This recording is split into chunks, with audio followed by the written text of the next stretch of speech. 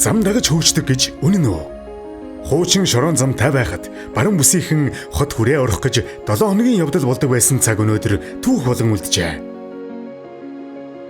Ховд аймаг хот болон хойд урд хөрштэй холбогдсон хэвтэй болон босоо тэнхлэгийн 1300 гаруй км хатуу хүчилттэй автозамтай. Ан 4 буюу Аз Европыг холбосон Монгол улсын автозамын 2 дахь коридор болох баруун босоо тэнхлэгийн 745 км автозам ашиглалтанд орсон. Ховд аймаг Монгол улсын хамгийн урт хатуу хүчилттэй замтай аймгаар шалгарсан. Байтаг боомтын зам ашиглалтанд орсноор Ховд аймаг урд хөрштэй Булган Байтаг гэсэн 2 боомтоор, Ховд Улаангомын зам ашиглалтанд орсноор хойд хөрштэй Цагаан нуур Боршоо гэсэн 2 боомтоор шууд холбогдохоос гадна Улаанбаатар хоттой урдуураа төдийгүй хойгуураа хатуу хүчилттэй автозамаар холбогдсон Монгол улсын анхны аймаг болох юм.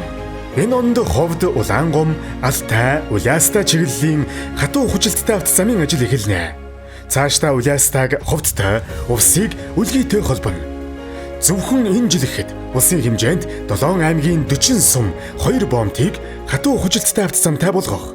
Өөрөөр хэлбэл сүүлийн 10 жилийнхтэй дүүцхүүц хэмжээний ажлыг 1 жилд хийх хөрөнгө оруулалт бүтээн байгуулалтын ажил эхэлж автозамын 56 төсөл арга хэмжээг хэрэгжүүлж эхлээд байна.